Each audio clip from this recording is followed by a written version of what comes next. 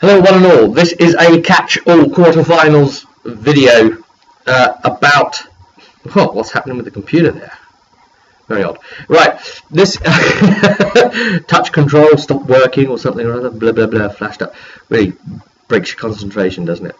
Anyway, we're going to look at the games that occurred on the 4th and 5th of July here in the World Cup 2014 Brazil quarterfinals. France, Germany. It was... Even though it was a close thing, really, and just about Germany scraped it, there's been some boring games. I don't know what it is about the ball or the pitch or what is going on to make these really low-scoring games, but it wasn't a great game, was it? France, Germany. Germany took it, of course, as expected. I could quite easily see them moving into the final, but I don't quite think this German team's got enough to actually take away the trophy. Later that day was Brazil-Colombia, and Brazil took that as a 2-1 win in the end. Now, that was a much better game. Colombia played really well. Fierce. They were on to Brazil. I mean, had that been Colombia against England, for example, they would have annihilated them. And it wasn't so much that Colombia played badly and got knocked out. It was more that Brazil... I mean, Colombia were like a dragon, yeah, and they were breathing fire, and they were really wild and up for it. But Brazil were an even bigger dragon, and even more up for it. And it was just nature, you know. The bigger beast managed to take it. Yeah, they were even more fierce. But it wasn't for lack of trying on Colombia's part. Really wonderful team in this tournament. So Brazil go through, and then on the 5th we had Argentina-Belgium. Awful game. Argentina takes that. Just dreadful again. Just so boring. And I mean, Argentina have one good player basically that's of any interest, and Belgium obviously went out. If they'd have pulled something spectacular against Argentina, they could have tipped them upside down and made an upset. But you know, ultimately, it just wasn't really very good football, and I don't really see Argentina doing much playing like that. So how they've got this far, I don't know. Oh, yes, I do actually. It's one player.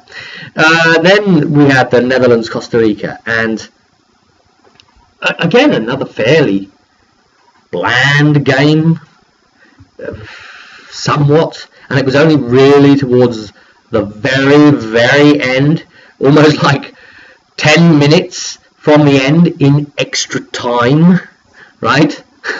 Yeah, something like that, that the game actually even starts to pick up. Incredible. And then you actually see that both of them are really trying. But they both left it too late. And Netherlands are a really sturdy team, and they were the better. They are obviously the giants and the expected winners in this thing. But well done for Costa Rica for pushing them that far. But Netherlands should have had this to be a done deal long before it got to extra time. They're so lazy. They seem to only realise, and I've said this in videos before, that they only seem to realise, wait a minute, we're Netherlands. Well, we can't let this happen. And then they suddenly just change on the pitch, like they didn't get this impetus. But leaving it right until the end of extra time, when you've got tired legs and things, that's the wrong time to be doing it. Oh dear. Anyway, with a quick forward view, the semi-finals, we will be looking at Brazil, Germany, and Netherlands, Argentina. Well, you know, Netherlands are going to beat Argentina, and the Netherlands are going to be in the final. So then it's really just, and probably the Netherlands will leave it to the last minute and then suddenly get great. They'll be like 3-1 down and then win 4-3 in the last 5 minutes. That feels like them. Brazil, Germany. Now that's going to be the game. I think that's really going to be the game of the tournament, more so than the final. I'm going out on a limb now and saying it because Germany are a very sturdy team, and they will break the ball down and stop you being able to play it. Brazil are all about being able to play the ball. So what happens when two opposites smash it and collide in the middle, we're about to find out. Ultimately, I don't know who that could go to. Could be Germany on the day, could be Brazil on the day. If Brazil play more like they should, then they will always, I think, beat Germany. But if they prove to be a bit lazy on the day as well, not really pulling it out, this isn't the strongest German team that we could possibly have. After all, they are all just good, but none of them are top class players, superbly proven and such. So I think overall it's Brazil's tournament.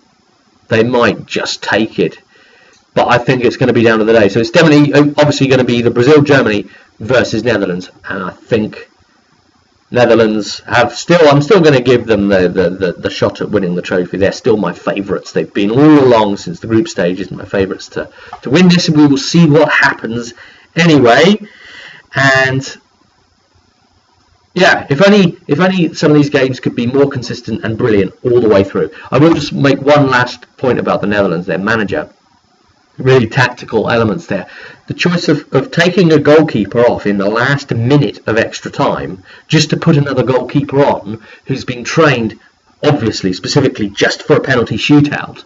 And there, let me just say, this tournament, that game, and this tournament generally, it is the goalkeepers that have been more stunning than the strikers.